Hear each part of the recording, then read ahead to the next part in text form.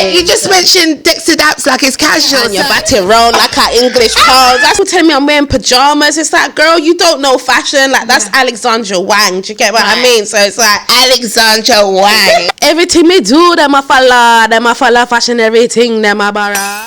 Hey, it's your girl Kadisha, and today on my show I'm very excited because I have an amazing talent on my show, a female UK dancehall artist by the name of Diva Keda.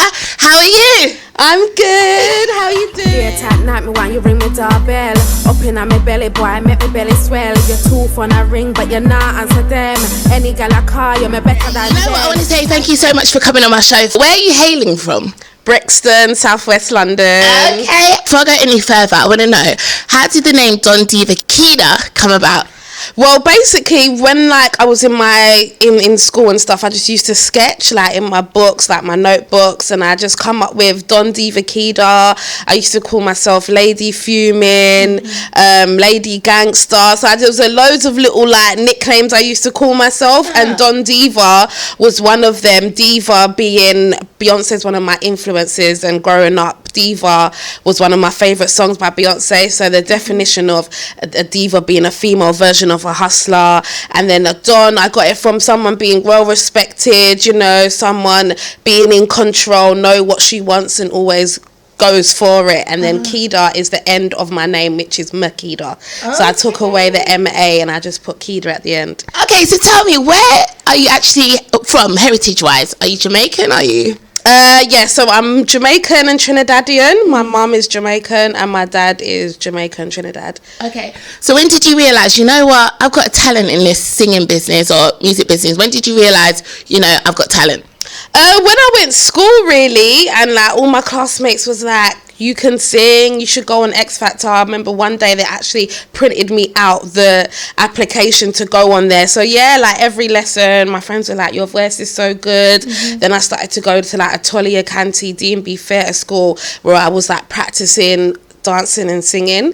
And yeah, I just developed it more and was like, yeah, I've definitely got something here. Like, so what? Wait, hang on. So you downloaded the application for X Factor. You didn't go on, or you were planning to? My friends downloaded it for me, and I did apply. I got to like second stage, but I didn't. They said to me, because I was closed, my eyes were closed. They said to me that they wanted my voice to mature more, and that I should come back. Okay. But I didn't ever end up going back. Right. Yeah. Okay. So what was your steps into like moving forward? Did you start doing like a lot of showcases, a lot of talent shows, which most people say they do? Like, what was your next kind of steps after school then? It was basically like producing music, writing a lot. I had a mentor called Jasmine Dotiwala. She works for BBC One Radio, and I did a music course with her, and she was just like, yeah, you need to do shows, you need to do gigs, live performances, get your name about. And that's what I started doing, meeting people, meeting producers, writing my own material, doing like little freestyles here and there. And any challenges come out, I was jumping on challenges on Instagram and stuff like that. Were you inspired by anyone? Was anyone, you said Beyonce, but was there anyone else? Because I mean, if you're doing dancehall, was anyone dancehall wise that you used to look at? Nicki Minaj, Lady Saw.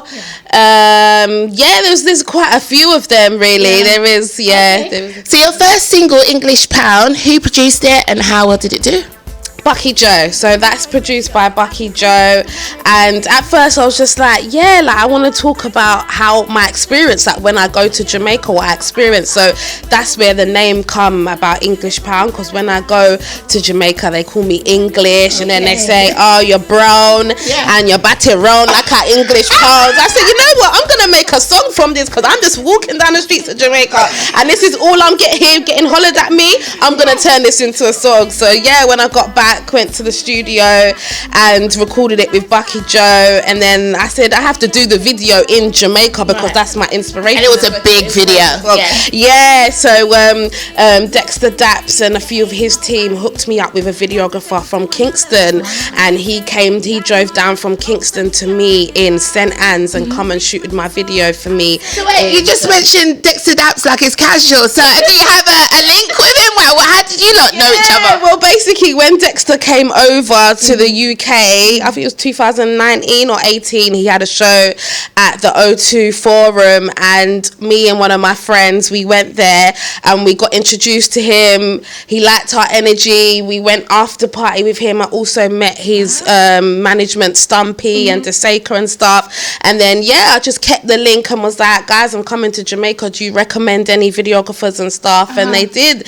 They sent me someone from their town in Kingston. Wow, big up Dexta Daps, because I do like his music. Okay, so let's talk about Money on My Mind. That was that your second single? Or what? Tell me about that. Second single. I do like that song though. I really do. Yeah. So literally at that stage, that was all that was on my mind. Money on my mind. I was focusing a lot on my business, my clothing brand, which is Pink Diamond London. So I was doing a lot of trading, a lot of market stalls and things like that. I was starting to create a business plan, and that was literally on my mind, was like stock, money, how I'm gonna turn money around and flip it. So I was like, I'm gonna make a song out of this, because this is what's on my mind right now. So that's how Money on My Mind. That's kind of amazing, because you're an artist and then you're thinking of other business ventures outside of music. So is there a reason for that, or because a lot of people do music and it's just music and they ain't got nothing else going on? But like for you to be doing a business on the side, why? I started doing fashion before I basically got into music. So fashion, then like drawing and textiles was something that I was always interested in school. Growing up in the household, my mum used to buy loads of magazines a week, like thousands, all the fashion magazines, Cosmopolitan, Elle magazines, all of that. So I grew up with like always having magazines around me. So I grew a love for drawing, started drawing my own designs, and then I was like, you know what, I'm gonna start my own brand, because the music is my passion, but fashion is something that I'm good at, and if I can make money from it, why not? And they go so well together. And what's going on with the brand at the moment? What's happening? So at the moment I'm selling in Paris Brixton, which is an Italian high street store on Brixton Station Road. So I sell my collection in there. I also sell my collection in Mix and Blend Boutique in South Norwood. So I basically put my collection in other high street stores, and then they take a percentage of. So wait, hang on, you're like a female boss in the UK. Pick up yourself. I like to see it. I really like to see it. Okay, so I was reading up about you, and I saw that there was some sort of I don't know, you communicated with Wiley. I don't know how that came about, and he was giving you some advice, kind of liked your stuff. Tell me about that, because Wiley himself is big in the UK. So to even be amongst those kind of people, tell me how that came about. So I've got a song with Wiley. So my song Top Notch Thing, that's actually featuring Wiley. That's coming out, or that's out on my EP Break the Cycle. So basically I was working with Wiley's producer, who is Morpheus, and that's where I was doing my EP in lockdown. I said, we're in lockdown, like I want to do a whole body of work, because I've never done that before. I've always just released singles. So I was like, I'm gonna do this EP Break the Cycle. And one day I just went into the studio and Wiley was there, and he was like, oh, I've heard your music, like it sounds really good. And then he was like, if you want to feature, like let me know. And I was just like, wow, wasn't Wiley? People are queuing up for whoa. I was like, wow, like I didn't even expect this. I was just like, I wanted to do an EP. I didn't even imagine that I was gonna get a feature on it. So like to have him, the godfather of grime, you know, someone that I've grown up listening to, Roll Deep, Pay As You Go crew, Soul Solid crew. So it was like a dream come true. So I was like, told him like the concept of the song. He did his part when I was away from the studio, and then when I come back to the studio, his part was done. And that's not nothing small though. I mean, for Wiley, people look up to Wiley. He's like the godfather, like you say. And for him to actually point out and say, you know what, you've got talent, it's a big deal. Do you know what I mean? So well done, girl. Okay, so let's talk about my favourite song by you, Good. That's my favourite song by you, and video. Let's talk about how it came about, the concept of the video, and what you're actually saying to people. So Good. I'm talking about sex, obviously, but I'm talking about setting it up in a good. So it's quite raw. It's featuring an artist called Black Haze. He's from Trinidad, and he's from a music group called Trinidad that's really trending at the moment over in Trinidad. So I wanted to get more in touch with my roots, because I know a lot about my Jamaican side, but I don't really know much about my Trinidadian side. So at the moment, at that time, I was working with a manager that was in contact with Black Haze, and he hooked it up like, do you want to do a song together? And we was just in a studio. Steve-O, he's a producer, he was the one that made the beat, and then Puns was the guy that engineered it over in Trinidad, Puns Entertainment. So it was just like, you know what, I want to make a love song or make a proper dancehall song. And the video was very, very hot, very stunning in the video actually, but very sexy. It was wicked. Tell me about that. Like, do you pick out your designer? So do you like look for your own outfits? Is it who do you inspire? Everything I was wearing was my own clothing line in that video.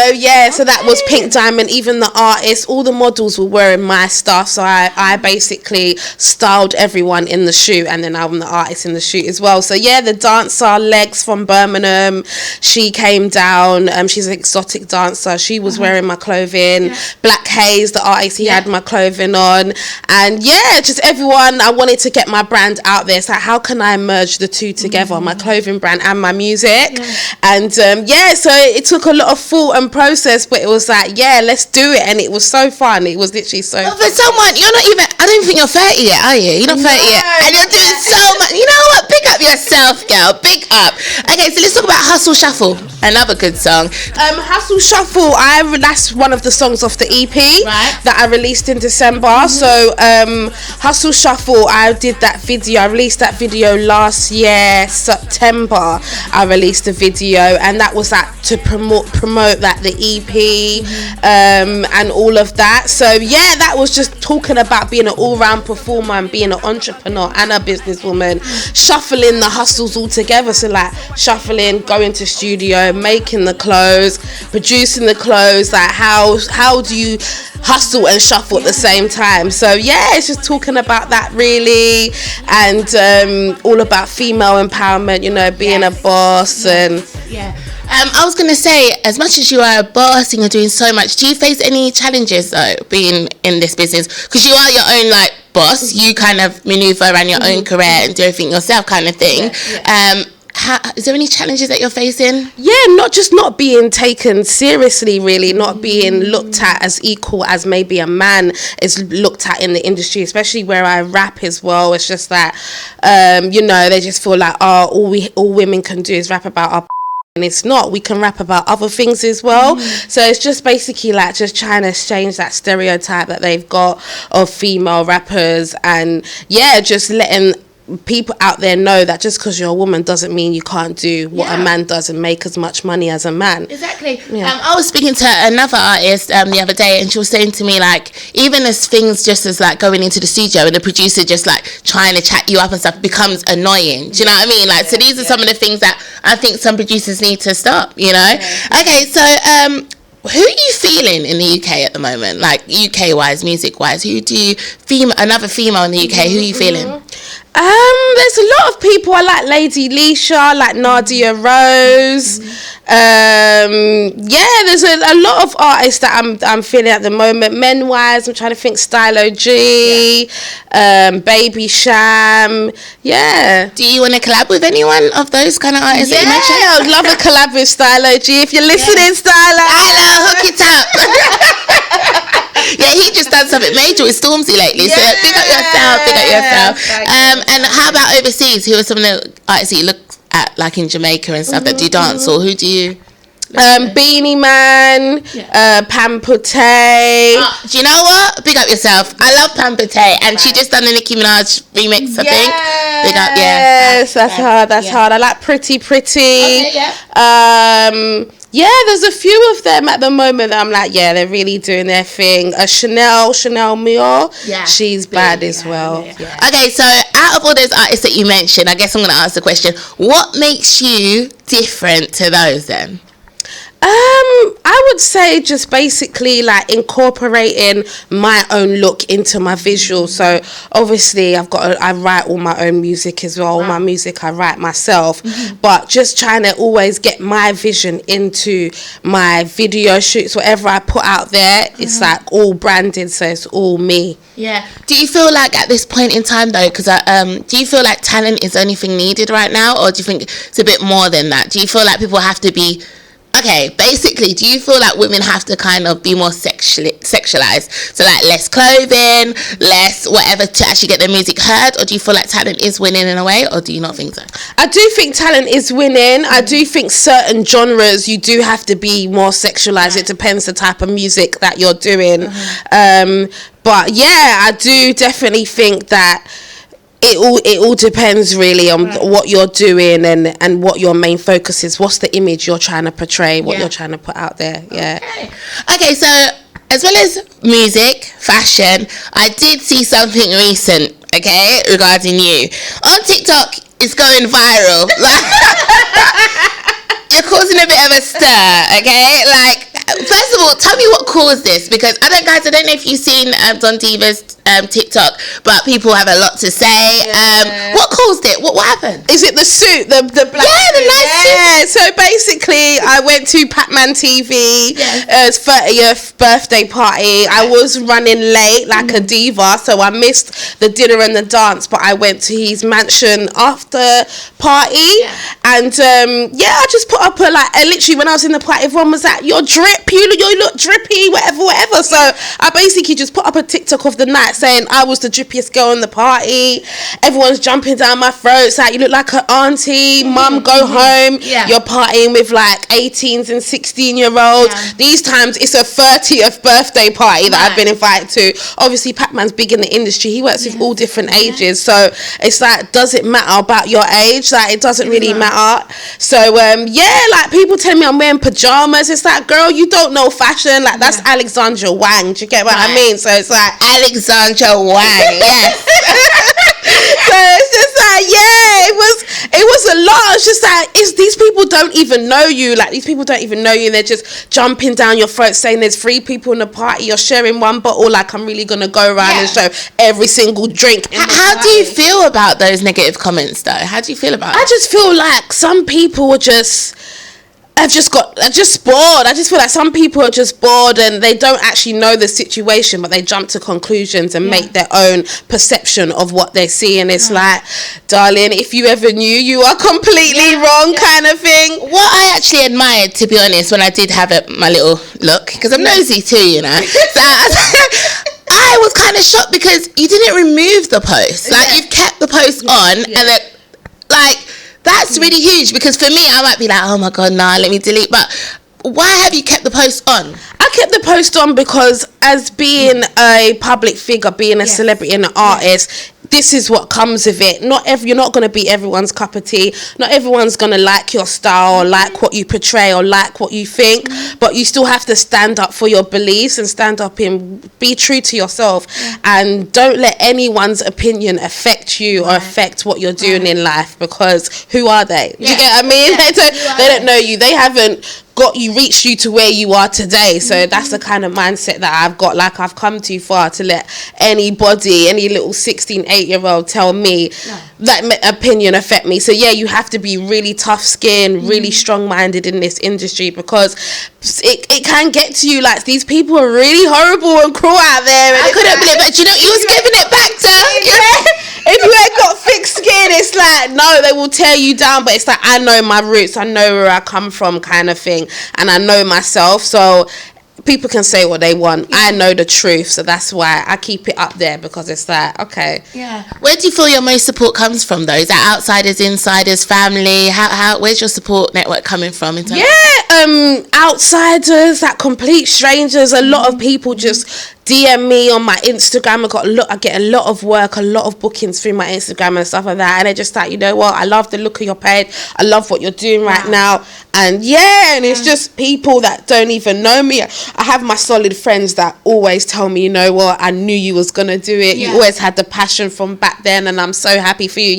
So I do have my loyal friends and my loyal families that always support me no matter what. But mostly it's an outsider. Wow. Okay, so Don Diva, where do you see yourself then in the next, say, 5 years? Are you someone that kind of like just goes with the flow, every day's a different day, or have you got a goal? Like, do you want to get signed? Or, you know, so I see myself like being signed to like the right record deal, you know, having a few albums out, being a multi-million recording artist, basically, having my own shop. So just having my own boutique, my own Pink Diamond London boutique, maybe having people working for me, having employers, and having my music out there, like making good money. Do you think it's important though to have a record deal? Do you feel like it's important nowadays because everyone's pushing out their stuff? How do you feel? I don't feel you have to have a record deal. I think it depends on the type of artist that you are, what works better for you. It can work out as a bonus because there's structure and there's a team behind you, or it can work against you. So it all depends on. Okay, so you stand for women empowerment, which is great because I do too. How important is that for you to get that across to people? That's the kind of artist that you are, and also with your music as well. It's really important. Like, I feel like there's so much going on in society right now to do with black people, and it's a really important time for us to come together and unite as one people, because I feel like we are the only the only culture that doesn't really stick together or come together as a people. So I just feel like where I grew up in like Southeast, which was predominantly white, my thoughts and like the way how I look at things are just different compared to maybe someone that grew up in a predominantly black area. That's actually huge, because I think like that as well. I think it does really depend. You're white girl. Don't make me laugh. No, she's too much. No, but it's true. It's your surroundings. You can either learn to kind of, I don't know what the word is, but either try to get, especially in this business, you meet so many different people and you need to be able to adapt, right? So some people can't do that, but you can and I can. So we're different. From a different cloth, darling. Okay, so listen, Don Diva Keda, before I go, you know you're on the Kadisha show, so me want to hear something. I like good, so give me a piece of that if you can. Yeah? Come on now. Send it up and I'm a good. Late at night, me while you ring me doorbell. Open on me belly, boy, make me belly swell. Your two phone a ring, but you not answer them. Any gal a call, you me better than them. Title a grip you again and again. So me no need for worry about them. Remember you tell me out of 10, and then the man you find me with are you and them. Hey, 10 out of 10. Do you know what? I love the vibes. You know what? It's funny with you, you're able to like go into it like real dancehall, and then you speak to you like, well, you know. I love it. Big up, give me 5, girl. Big up yourself. All right, so what's coming up next on Diva Keda? What's next, girl? I've got my song Follow Fashion that's coming out. Some more collaborations coming out with some UK dancehall artists that you well know of. So I've got some. You can't drop no names. You heard that? Not yet, but I'm excited. Any shows? We're over the summer now, so. I've got a show on the 22nd of October, and that's in Mask in Tower Bridge. So that's going to be like a bashment, hip hop, Afrobeats, and a piano night, and I'm going to be performing there. So get your tickets on Eventbrite. I'm going to get my ticket. Yeah, I am. Okay, so tell me, like, is there any advice that you want to give to people who are trying to get into this music business? And I guess they face a lot of. The first thing actually most people face is by friends and family, like, don't even go down that lane, you're not good enough and stuff like that. What advice can you give to people to like that want to pursue their career in music? Don't have any negative people around you. You need positive people around you, and you need to know what you're doing it for. Don't just do music because everyone else is doing it or it's the easy way out. You have to have a reason behind it, and if it's to tell your story or to change your life or to change other people's lives, whatever that reason is, just whatever you're doing, make it be meaningful. Wow. Do you know what, girl? Today you have inspired me big time, and I want to say, no, you saw you on stage that time. I guess I want to be like this confident voice, like literally, and that is female empowerment there, and that was just me starting off in my career in the audience. I was like, your confidence, your energy, your whole stage presence was like, I want to be like her. Thank you so much, guys. Yes, I know people have been asking about music. It will be coming soon, okay? But I want to say thank you so much for coming on. I feel like you have so much to give and so much to offer, and you're an amazing artist, and I really feel like women can learn a lot from you. And it is a struggle being a woman today, and when you meet other fellow women like I've met you today, it just shows that we actually have other people that support us, and we can work together and get where we need to get to. Definitely. So listen, big up yourself, Don Diva Keda. Give us a piece of the new one that's about to drop, the new song, just a little tiny piece of it. Everything me do, them a follow fashion, everything them a borrow. Wait.